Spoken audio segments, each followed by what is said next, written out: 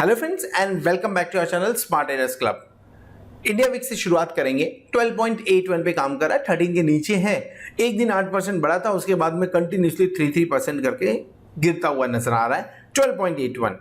लेकिन जो कैंडल है वो क्लियरली इंडिकेट कर रही है कि मार्केट वोलाटाइल था, होना भी चाहिए था, क्योंकि आज तो एक्सपायरी थी, इस महीने की फर्स्ट एक्सपायरी, और वोलेटाइल सेशन देखने को मिला। इतना वोलेटाइल सेशन था कि बैंक निफ्टी दिन में दो बार 36,000 के ऊपर एंड दिन में दो बार 36,800 के नीचे, इसी तरह 35,800 के नीचे, इसी तरीके से काम होते हुए नजर आ रहा था। निफ्टी लगभग 12,000 माफ करें 16,300 के आसपास की क्लोजिंग है, 16,294 295 के आसपास की क्लोजिंग देखने को मिल रही है, और बैंक निफ्टी 36,000 के ऊपर क्लोज होने में सक्सेसफुल रहा है। लेकिन अभी भी निफ्टी का प्रीमियम एट पार या तो थोड़ा बहुत प्रीमियम में काम करते हुए नजर आ रहा है। निफ्टी फ्यूचर के प्रीमियम की मैं बात कर रहा हूं, और बैंक निफ्टी ऑलमोस्ट सेम, आप बोल सकते, माफ करें, ऑलमोस्ट 100 पॉइंट अप देखने को मिल रहा है। 100 पॉइंट के आसपास 90 से 100 पॉइंट का एक यहाँ पे प्रीमियम देखने को मिल रहा है। इतना कम प्रीमियम होना मंथ की स्टार्टिंग में थोड़ा सा कॉशियस व्यू तो देता है। इतना कम प्रीमियम नहीं तो जस्ट थिंक अबाउट इट, अगर आपको किसी चीज़ की डिमांड होती है तो आप उसके लिए हायर प्रीमियम देने के लिए तैयार है। यहाँ पे हायर प्रीमियम नहीं दे रहे मतलब डिमांड नहीं है, बाइंग की डिमांड नहीं है, ये एक प्रॉब्लम होने वाला है। सो डेफिनेटली समझेंगे इसे, आगे डेटा में समझने की कोशिश करेंगे, चार्ट पे भी समझने की कोशिश करेंगे। पहले देख लेते हैं हमने ट्रेड कौन सा इनिशिएट किया था। सो आज जिस तरह से मार्केट वोलाटाइल था, डेफिनेटली जितने भी इंडिकेटर्स थे सब अपने हिसाब से ही काम कर रहे थे। तो हमने एक 936 के आसपास में कॉल लिया था, बैंक निफ्टी 35,800 का कॉल ऑप्शन, लेकिन जब तक एग्जीक्यूट करते तब तक रेट चेंज हो गया। ट्राई किया 35,900, उसमें भी रेट नहीं मिला, तो हमने अवॉइड किया इस ट्रेड को, और फिर कुछ 11 बजे के आसपास में जाके वापस से हमने इसे 90-95 के आसपास में खरीदा।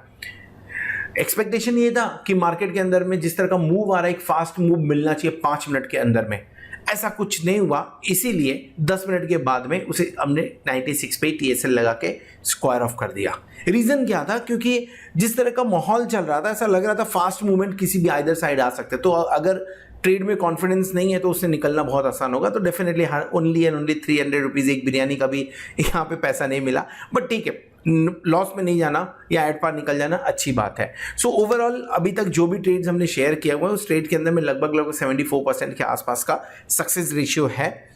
अगर आप हमारे प्लैटिनम मेंबर हैं तो ज़रूर आपको ये सारे ट्रेड्स आपके मोबाइल पे, आपके व्हाट्सएप पे या तो यूट्यूब के कम्युनिटी ऐप पे मिल रहे होंगे, और अगर नहीं मिल रहे हैं तो आप 8291802926 पे कांटेक्ट कर सकते हैं, कॉल कर सकते हैं या व्हाट्सएप कर सकते हैं। या तो ज़्यादा इन्फॉर्मेशन चाहिए तो www.smarttradersclub.com पे आप विजिट भी कर सकते हैं। ये महीने की टारगेट है कि एटलीस्ट ये जो आपको 7,65,000 दिख रहा है, इसे 8 लाख रुपीस तक कन्वर्ट करना है। 6,650 का प्रॉफिट इस महीने में अभी तक हो चुका है। लेट्स सी आगे का महीना कैसे जाता है। चलिए आगे बढ़ते हैं।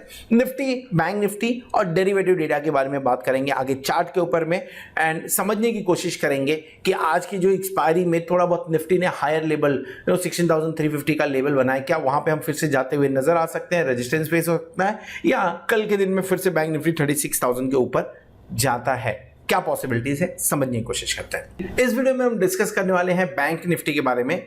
निफ्टी का व्यू ऑलरेडी शेयर किया है, ऊपर कार्ड पे क्लिक करके देख सकते हैं। तो बैंक निफ्टी के बारे में बात करें तो शुरुआत कैंडल से करते हैं। तो कैंडल अगर आप देखेंगे तो कैंडल बहुत बड़ा, मतलब बहुत ज़्यादा इंपॉर्टेंट वाला तो कैंडल नहीं है, बट इस कैंडल ने सिर्फ एक ही काम किया हुआ है कि जो पुराना रेजिस्टेंस जोन हुआ करता था 36,000 वाला, 36,000 38,000 वाला, उस लेवल में लाके आज क्लोजिंग दे दिया है। क्लोजिंग 35,800 के ऊपर की है, तो 35,800 36,000 पहले से रेजिस्टेंस था। कल हमने ब्रेकआउट दिया था ऊपर की तरफ, 36,200 का लेवल भी लिया था, लेकिन नहीं सक्सेसफुल हो पाए। आज के दिन में प्रॉफिट बुकिंग देखने को मिली। अच्छा, ये प्रॉफिट बुकिंग देखने के पीछे एक और रीजन है, यहीं पे डिस्कस कर लेते हैं उसे। कल जब हम 15 मिनट्स का चार्ट देख रहे थे तो 15 मिनट्स के चार्ट में डाइवर्जेंस था, क्लियर कट डाइवर्जेंस देखने को मिल रहा था। मैं बात कर रहा हूँ इस पर्टिकुलर डाइवर्जेंस की, कल भी हमने ड्रॉ करके बात किया था इसके बारे में, and let's talk about this. Yes, so divergence था, तो डेफिनेटली ये तो एक्सपेक्टेड था कि लोअर लेवल देखने को मिल सकता है, वैसा होते हुए नजर भी आया। आज के दिन में डाइवर्जेंस है क्या? नहीं, आज के दिन में डाइवर्जेंस नहीं है। क्यों डाइवर्जेंस नहीं है? क्योंकि आज जिस तरह से मूवमेंट है उसी सेम वे में RSI भी काम करता हुआ नजर आया है। सो 15 मिनट्स के चार्ट के ऊपर में डेफिनेटली किसी भी तरह का डाइवर्जेंस देखने को नहीं मिल रहा है जो कल था, जिसके चलते हुए आज थोड़ा बहुत करेक्शन देखने को हमें मिला हुआ है। सो क्या एक्सपेक्टेशन रखें, कल क्या हो सकता है? एक RSI पे अगर आप नजर डालेंगे तो RSI बार बार, बैंक निफ्टी का RSI बार बार इस लेवल पे आने के बाद में, जो कि 60-61 के आसपास का है, यहाँ पे आने के बाद में थोड़ा सा रिट्रेस हो जाता है, थोड़ा प्रॉफिट बुकिंग दिखाता है। आज भी वैसा ही कुछ होता हुआ नजर आया हुआ है। अब कल के लिए इंपॉर्टेंट ये है कि कल क्या हम 36,200 के ऊपर क्लोज कर सकते हैं क्या? क्यों रीजन मैं बोल रहा हूं 36,200? कल का हाई हमने बनाया 36,200 के आसपास, आज हमने बनाया 36,100 के आसपास में, एंड नीचे की तरफ 35,600 के आसपास का हमने लो भी बनाया हुआ है। सो मैं 35,600 तक की बात नहीं करूंगा, लेकिन 35,800 एक ठीक ठाक लेवल है जहां पे लॉन्ग करना चाहिए अगर आप एग्रेसिव ट्रेडर हैं तो। उसके बारे में 15 मिनट्स के चार्ट पर डिस्कस करेंगे। लेकिन यस, कल के दिन में अगर हाई टूट जाता है 36,200 का और उसके ऊपर क्लोज कर जाते हैं तो वहां से आप कम से कम 300 पॉइंट की रैली एक्सपेक्ट कर सकते हैं।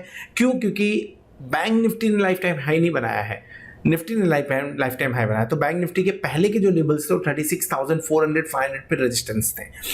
अगर मैं बोलिंगर बैंड बोलूं तो बोलिंगर बैंड के अंदर में लास्ट 2 दिन से अपर लेवल जो है वहां पे प्रेशर देखने को मिल रहा है। सो डेफिनेटली कल के दिन में इस पे नजर होगी कि जब भी बोलिंगर बैंड के अपर लेवल पे जाके अगर टिकते हैं कि नहीं टिकते हैं। एक क्लोजिंग ऊपर की चाहिए, जिस तरह से निफ्टी के अंदर में आपको ब्रेकआउट देखने को मिल रहा है, बैंक निफ्टी में भी देखने को मिल सकता है। और एक्सपेक्टेशन ये है कि अगर बैंक निफ्टी में ब्रेकआउट देखने को मिला या बोलिंगर बैंड में एनवेलप अगर थोड़ा स्प्रेड होता हुआ नजर आया, सो नए लाइफ टाइम हाई डेफिनेटली यहाँ से बहुत ज़्यादा दूर नहीं है।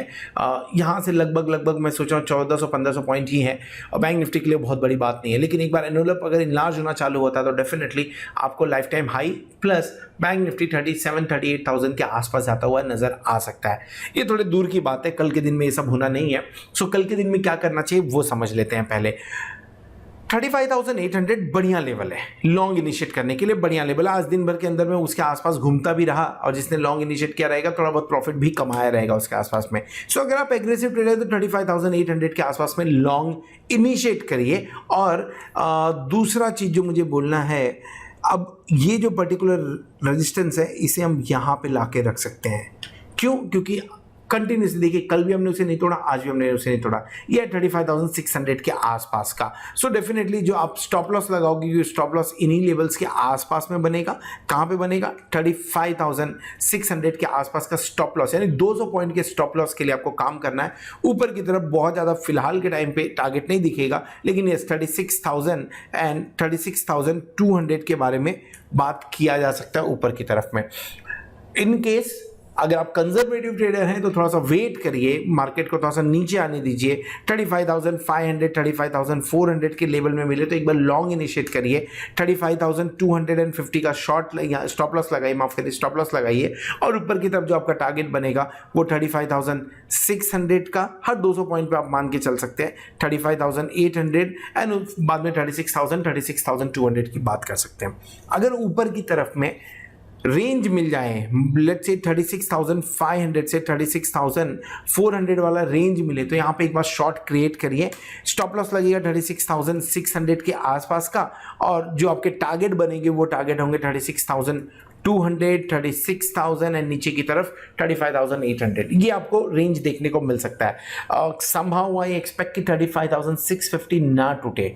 अगर ये टूटता है तो 35,600 पे भी इंपॉर्टेंट सपोर्ट दिख रहा है। इसके लिए जो हमने स्टॉप लॉस लगाया 35,600 के आसपास लगाया।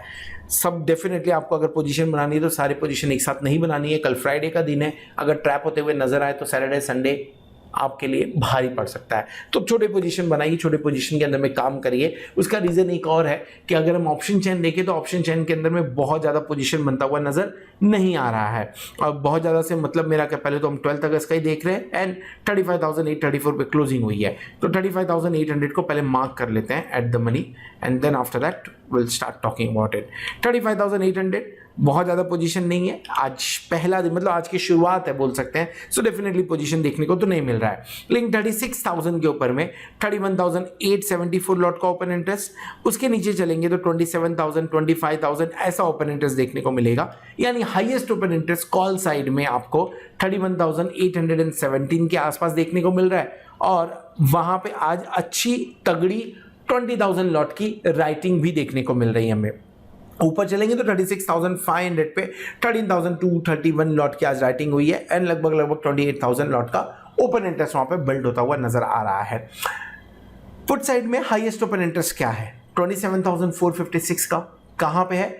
35,000 पे। यानी जो हाईएस्ट ओपन इंटरेस्ट वाली रेंज है ना, वो रेंज 35,000 से 36,000 के बीच में अभी भी है।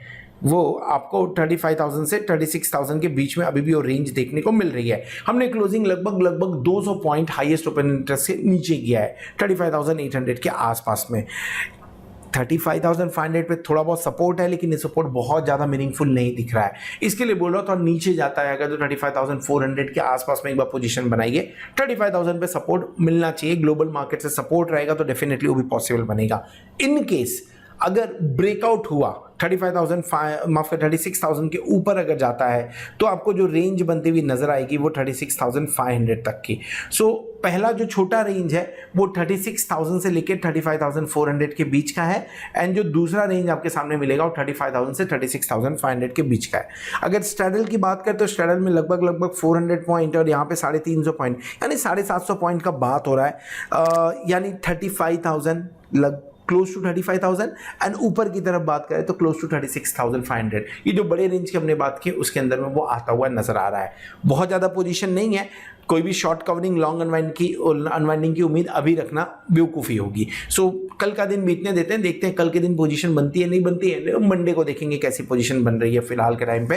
और ऐसा जब माहौल होता है, जब आपको बहुत ज़्यादा पोजीशन देखने को नहीं मिलती, तो एक तरफा रैली देखने को मिलती है, वोलाटाइल सेशन देखने को कम ही मिलता है। सो हो सकता है कल हम वोलाटाइल सेशन ना देखें, आज जिस तरह का आज का था हम एक तरफा रैली देख सकते हैं, या डाउन साइड या अप साइड।